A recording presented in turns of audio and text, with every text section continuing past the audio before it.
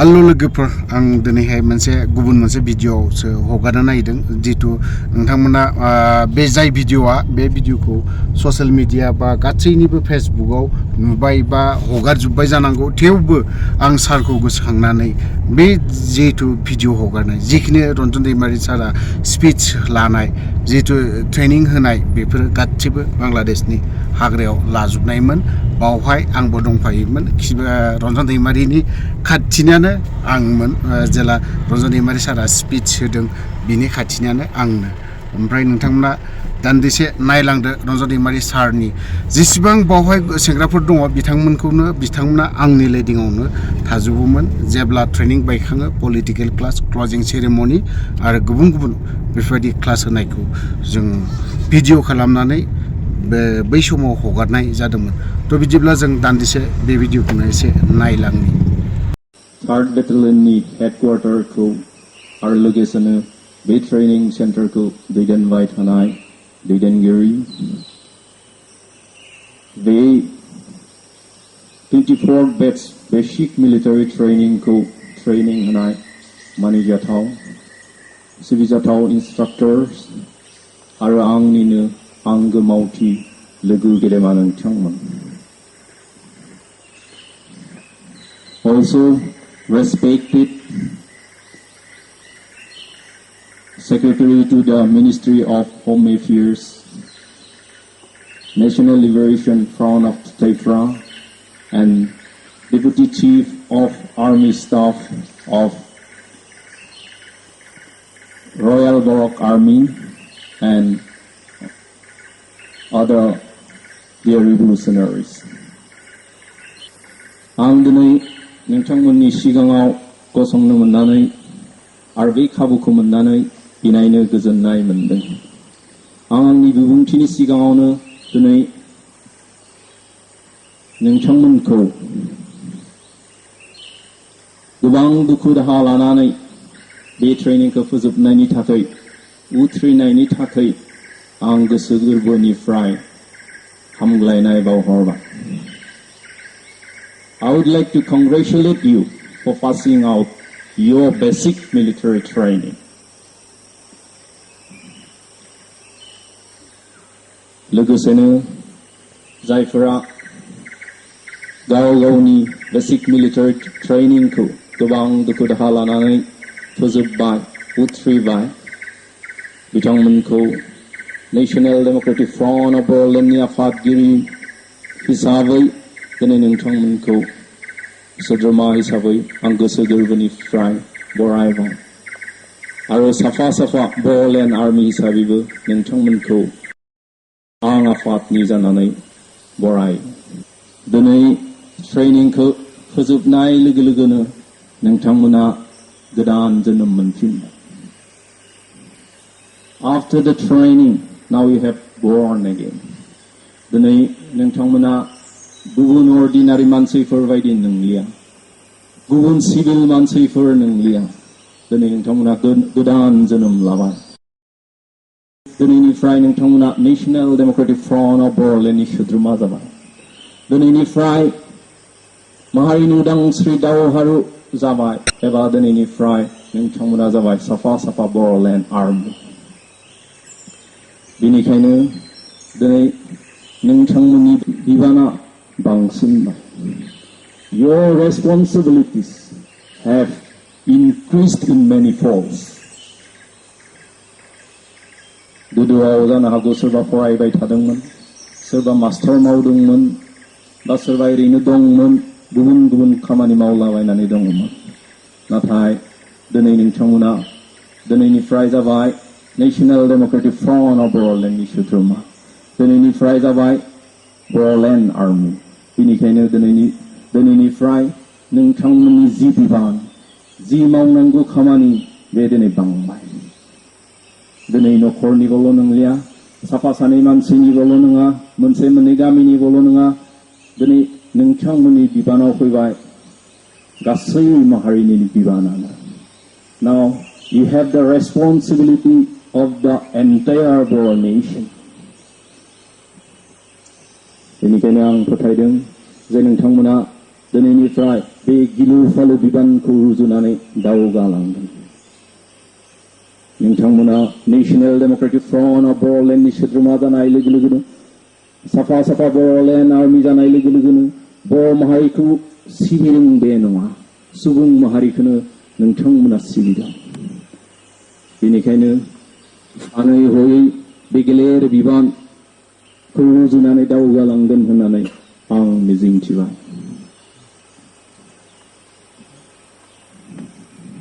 जों दिनै national democratic front of बर'लेण्डखौ इन्जिन हिसाबै जुदि हमनानै लायोब्ला जों दिनै बुंनांगोन नोंथांमोनाबो बे इन्जिननिनो मोनसे पार्ट जाबाय।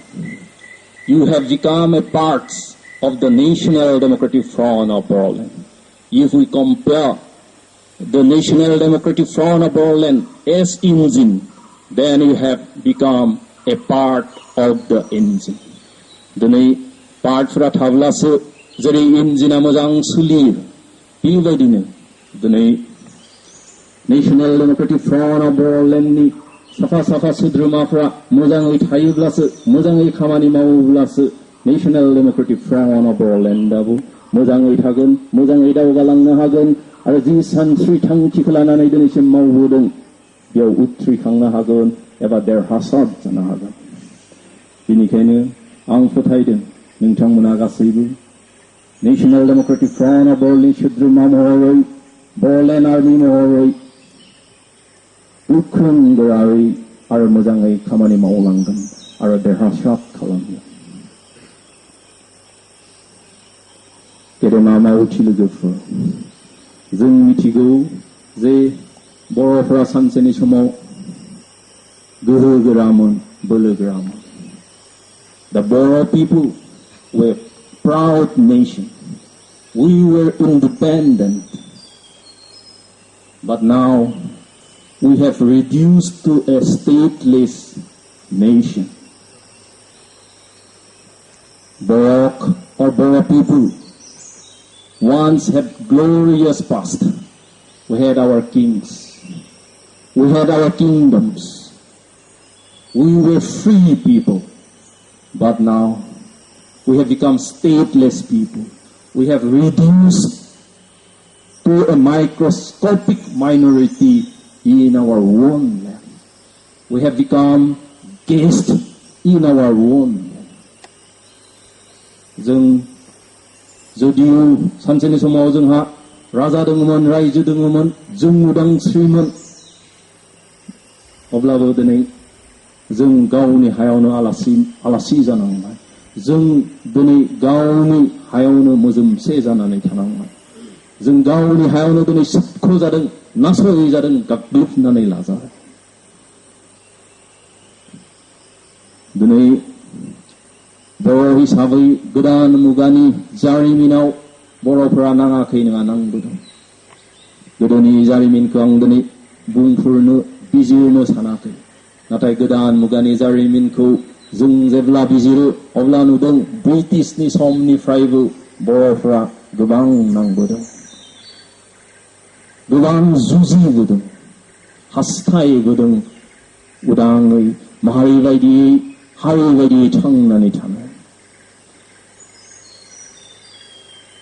ब्रिटिशनि शासननि समनिफ्रायनो आसाम कसारी जुबक सन्मिलनी, बर' जुबक सन्मिलनी, ट्राइबेल संघ, प्लेन्स ट्राइबेल अफ काउन्सिल एबा PPTC, UNLF, बर' साहित्य सभा, एबसु, BLT बेबायदि दिनै गोबां आफादफोरानो खोलोब खोलोबै बर' माहारिनि गांनाय उखैनायखौ सुफुंनो बुहुमाव माहारि हिसाबै थांना थानो थाखाय दिनै जों नांबोनायखौ नुदों आरो दिनैसिम नांबोदों। नाथाय दुखुनांथाव दि दिनैसिम जों बर'फ्रा हारि बायदियै, माहारि बायदियै माब्लाबाबो देरहायाखै। हारि हिसाबैनो जों दिनै जेनबोदों। थांखि बिखान्थि लानानै नांबोदोंब्लाबो समनि फाखनाव, समजों लोगोसे जोंनि मावथिफोरनि लोरबांथियाव, जोंनि दैदेनगिरिफोरनि लोरबांथियाव दिनै खोलोब जेनबोदों। बेनिखायनो जों बुंनांगोन दिनै जे माहारि बायदियैनो जों दिनै जेनदों as a nation we are defeated nation जों माब्लाबाबो दिनै देरहायाखै बेनिखायनो दिनै गासैबो नेशनेल डेमोक्रेटिक फ्रन्ट अफ बर'नियाव आसा खालामदों मिजिं थिदों गासैबो बुंदों national democratic front of Bodoland गैयाब्ला आरो बर'फोरा गैलिया बेनिखायनो दिनै नोंथांमोना नेशनेल डेमोक्रेटिक फ्रन्ट अफ बर'लेण्डनि सोद्रोमा हिसाबै नेशनेल डेमोक्रेटिक फ्रन्ट अफ बर'लेण्डनि बर'लेण्ड आर्मि हिसाबै दिनै बे मिजिंथिखौ जाफुंहोनांगोन we must conquer we must be invincible power जों दिनै देरहानांगोन रावबो फेजेननो हायै बायदि दिनै जों गोहो बोलो जानांगोन आरो दावगानांगोन आरो बर' माहारिखौ बुहुमनि बिखायाव उदां माहारि हिसाबै गायसननांगोन गेदेमा मावथि लोगोफोर दिनै जों नुदों बुहुमाव जे गोहो बोलो गैयाब्लानो एबा फोर्स गैयाब्लानो मोनसे हादोर दानाय एबा माहारि दानाया नंखाय एबा मोनसे हादोर आरो माहारि गोहो बोलो गैयाबा थांना थानाया नंखाय the basis of a state the basis of a nation is force without force no state no nation can survive गोहो बोलो गैयाब्ला एबा फोर्स गैयाबा एबा आर्मि पुलिस बेबायदि जुदि फोर्स गैयाब्ला मोनसे स्टेट एबा हादोर एबा मोनसे हारि एबा नेशना माब्लाबाबो थांनानै थानो हाया दिनै बांलादेश आर्मि गैयाब्ला हाग्रा बंग्रा सारगिदिं बेंखनाब्ला बिडिआर गैयाब्ला हाग्रा बंग्रा सारगिदिं बेंखनाब्ला दिनै बांलादेश हिसाबै सानसेबो थांनानै थानो हानाय नङा बांलादेशखौ गाबोन इन्डिया गाग्लोबनो हागौ गाबोन बर'फ्राबो लाफैनो हागौ बा गाबोन बार्मिसफ्राबो लाफैनो हागौ The existence of an independent and sovereign Bangladesh means there is something that is force because of the force because of the security forces because of the Bangladesh army because of the BDR Bangladesh is a sovereign independent nation when Indian army गैयाब्ला दिनै सानसे साननै थांनानै थानायखौनो साननो हानाय नङा America बायदि गोहोगोरा बोलोगोरा हादोराबो सानसे साननै जुदि आमेरिकान आर्मिफोर गैयाबा सोल्डियार गैयाब्ला America cannot exist even for a day बेनिखायनो जों दिनै नुदों जे बुहुमाव जेसेबां माहारि दादों हादोर दादों बिनि सिङाव नुदों गोहो बोलो फोर्स एबा फौजि एबा आर्मि बेनिखायनो दिनै जोंबो बर' माहारिखौ दाफिननो सानोब्ला बर' माहारिनि थाखाय उदां मोनसे हादोर दानो सानोब्ला जोंनोबो नांगोन दिनै गोहो बोलो जोंनोबो नांगोन दिनै आर्मि बेनिखायनो जों दिनै आर्मि बर' माहारिखौ बे बुहुमनि दख्लबसे हायाव उदाङै दाफिननो जों दिनै समय खिरा लादों जों दिनै बिबानाव लादों बेनिखायनो आं दिनै फोथायदों जे जि गोहो बोलो नांगौ बे गोहो बोलोखौ दिनै बे समय खिरा लानायनि उनाव नोंथांमोना फुरा खालामदों नोंथांमोना बर' माहारिनि जि सिमां उदाङै दख्लबसे हायाव थांनानै थानायनि जि सिमां बे सिमांखौ जाफुंहोगोन सम सम गासैबो माहारिनि जिउआव मोननै सोंलु सिखारो time to time in the life of a nation two questions arise whether to submit for forever or to fight and live as a free nation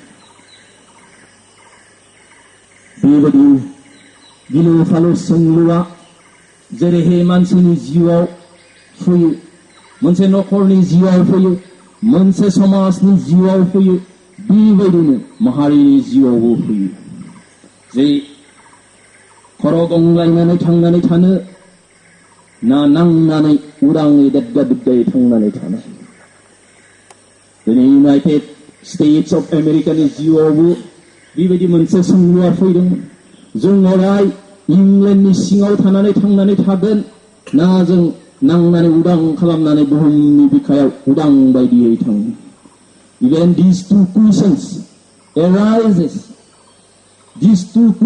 arise in the life of America also. They had two options.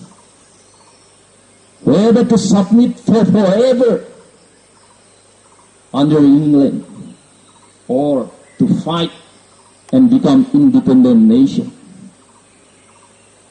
So America decided to fight. Under the leadership of George Washington, they fought against British, against their mother nation, and they become independent. Americanफ्रा सुख जानाय नासय जानाय गादब जानायनिफ्राय उदां खालामनो थांखि लानानै नांबाय George वाशिंटननि दैदेननायाव नांनानै देरहानानै उदां हादर दाबाय उदां मोनसे समाज दाबाय उदां मोनसे माहारि एबा नेशन दाबाय बिनि उनाव जों दिनै नुदों आमेरिकाया ओरैबायदि दावगाबोबाय जे आमेरिकायानो दिनै बुहुमनि बयनिख्रुइ साबसिन हादोर बयनिख्रुइ बोलो गोरा हादोर after the independence now America has achieved such a tremendous successful that America has become the strongest nation in the world.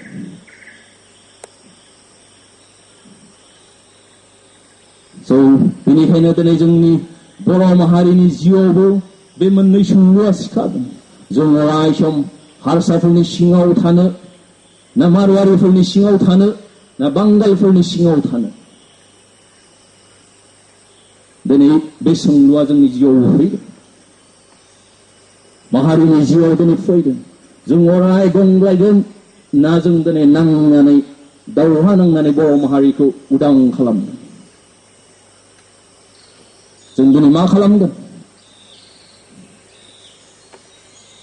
जों दिनै फिनदों नेशनेल डेमोक्रेटिक फ्रन्ट अफ आयारलेन्डखौ दानायानो बिनि फिन जे जों अराय सम गुबुननि सिङाव गंग्लायनानै थाया गुबुननि आथिं सिङाव थाया जों नांगोन आरो बे फिनानो दिनै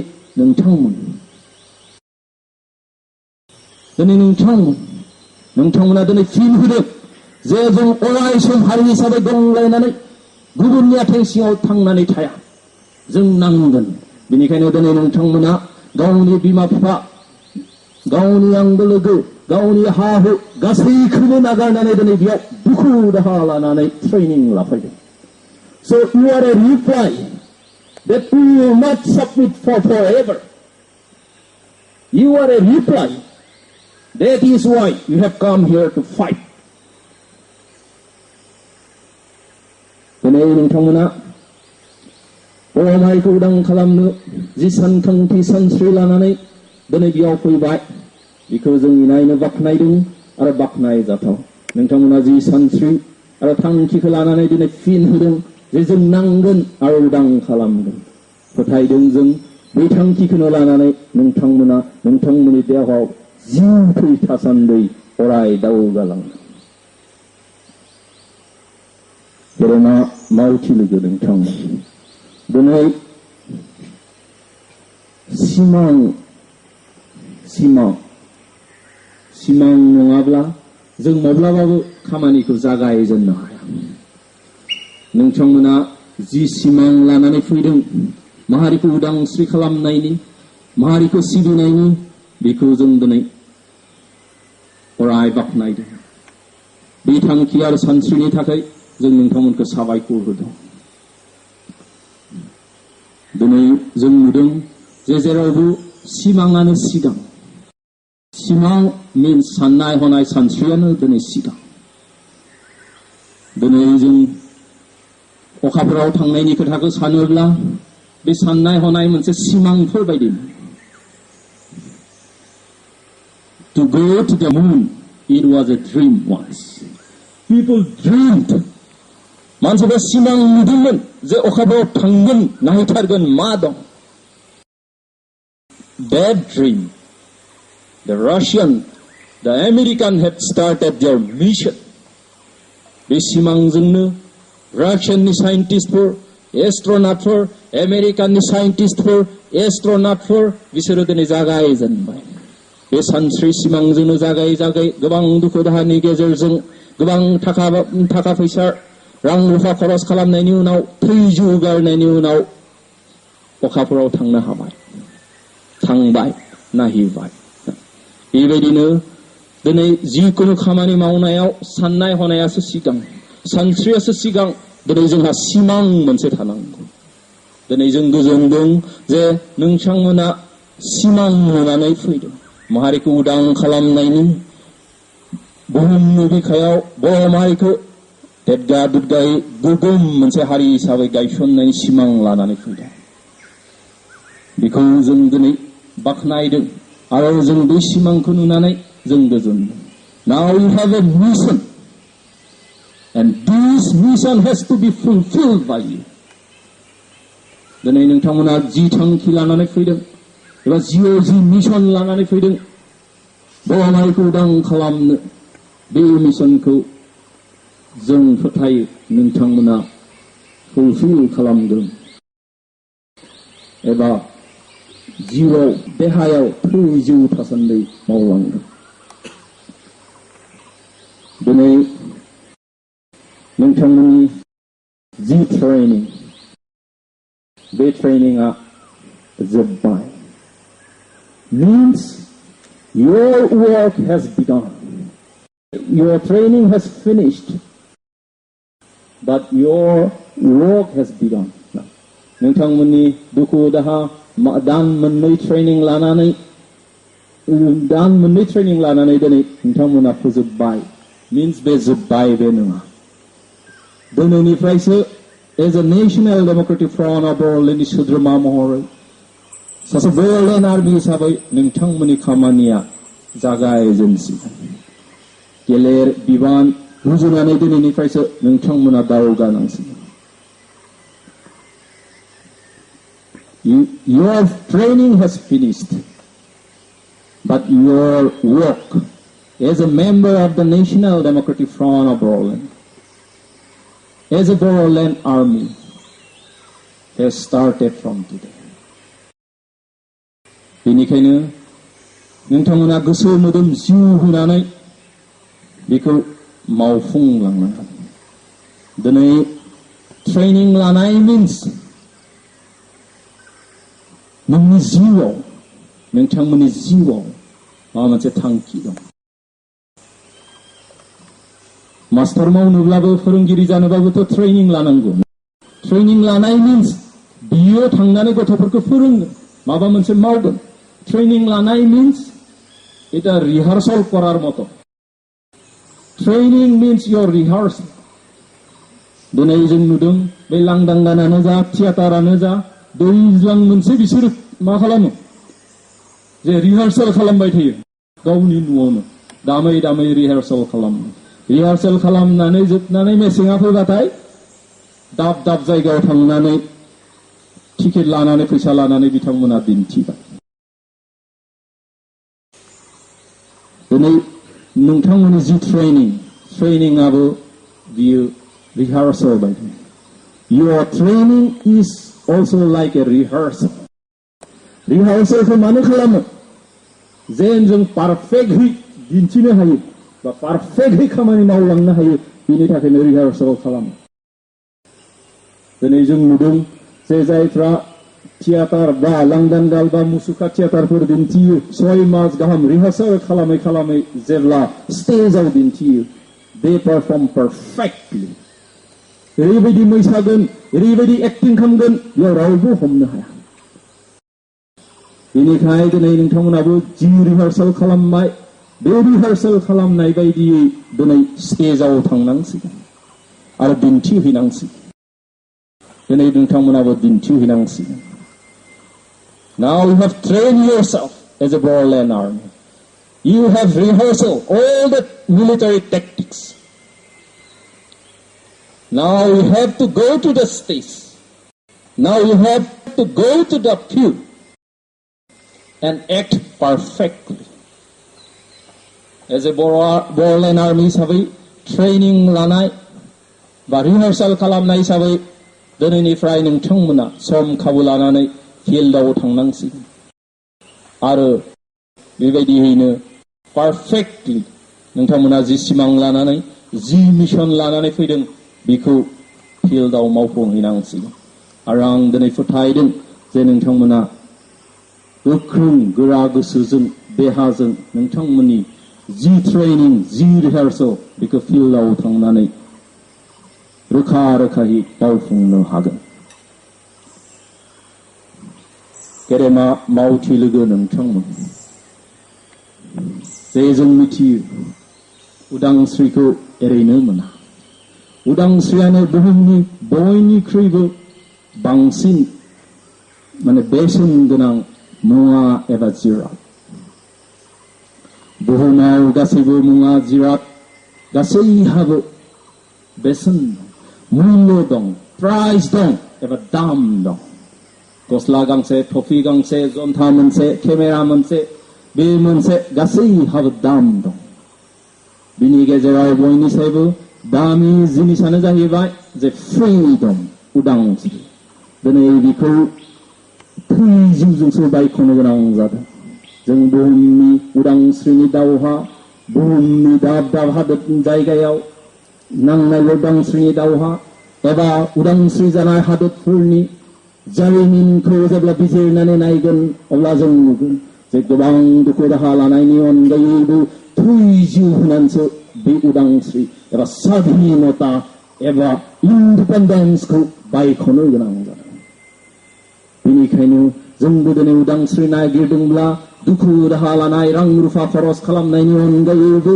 जों दिनै थैजिउजों बायख'नो गोनां जादों नङाब्ला बर'फ्रा माब्लाबाबो उदांस्रिखौ मोननाय नङा Freedom is rarely given by others.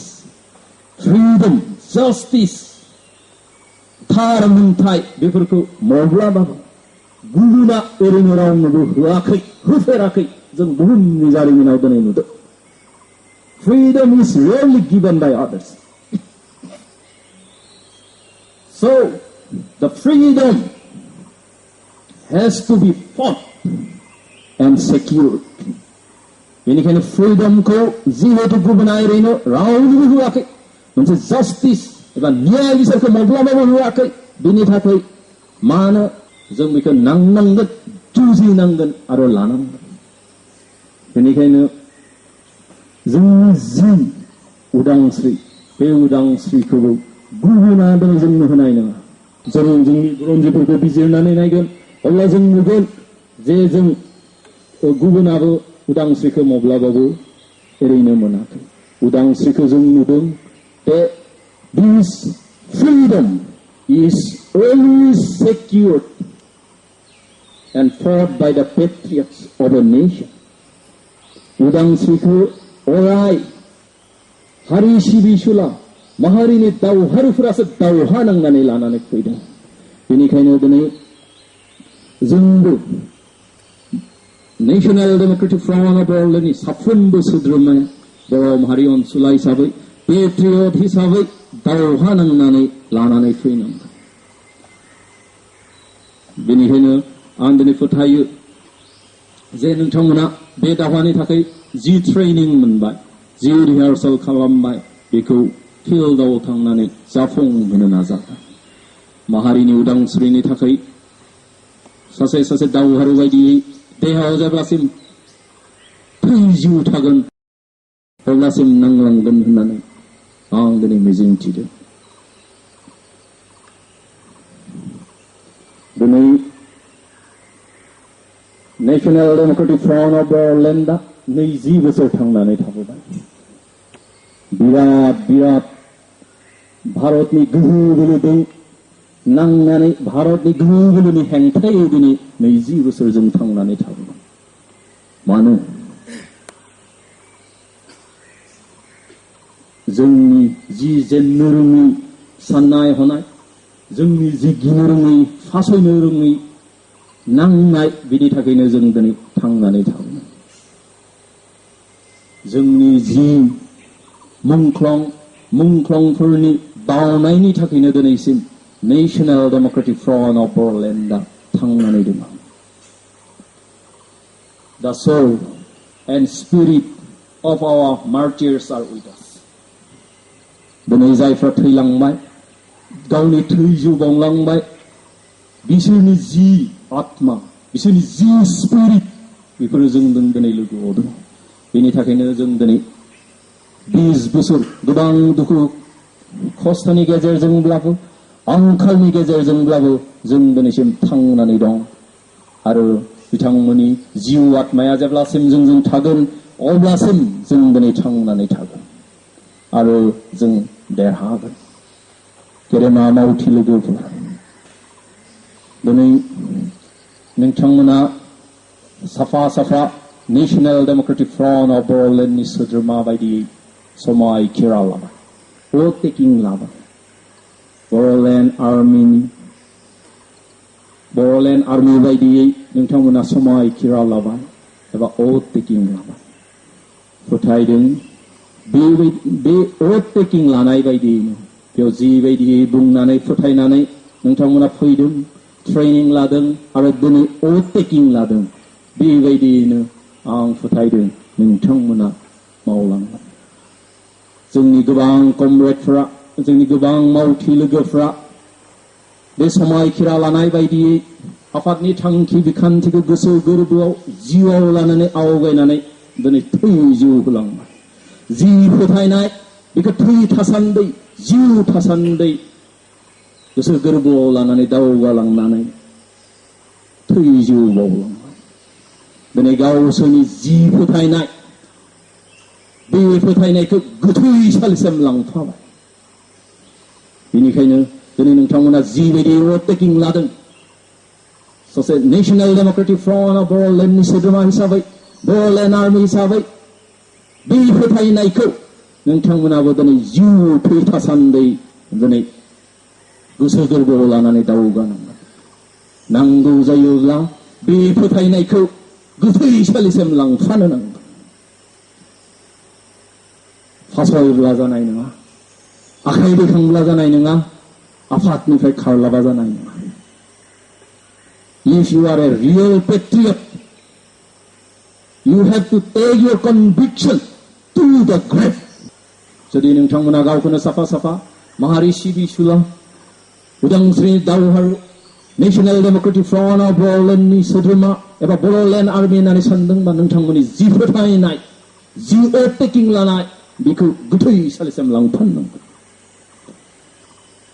दिनै बर' माहारिनि गेजेराव मोनसे बाथ्रा बुंनाय दङ जे मै नुयोब्ला होसोयो मुसा नुयोब्ला फासयो जेब्ला माने मै नुबाय मोनजागोन आंबो मोनगोन होननानै होसोलाबायबाय मुसाया नुजाब्ला खारफिनबोबाय आं फोथायो दिनै नोंथांमोना मुसा नुब्ला फासयनाय नङा तामहिनबा दुखु दाहा मोनब्ला फासयनाय नङा मोजां गाज्रि दुखु दाहानि गेजेरजोंब्लाबो आं फोथायदों नोंथांमोना जिबायदि समायखिरा लादों बेबायदि दावगालांगोन आरो माहारिखौ सिबिलांगोन So in the last but not the least I would like to thank the NLFT without the NLFT we would have never completed our training so I would like to thank the authorities of the NLFT and we are really grateful and thankful for their extended help. So, बेखिनिखौनो बुंनानै आं आंनि बिबुंथिखौ फोजोबबाय गोजोन्थों National democratic front of Boroland जिउ लावथों बर'आ देरहाथों गोजोन्थों दानिया सोद्रोमा हिसाबै बे समाव भट टेकिं लागोन I Musri as a member of the National Democratic Front of Boroland solemnly do swear to liberate Boroland with all my heart and soul and shall obey orders of the High Command, even at the cost of life. Safa Borderland Army by DA, oath taking lagan. Somoy kira lagan.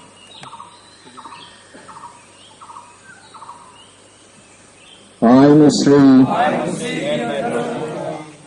as a Borderland Army of the National Democratic Front of Borderland,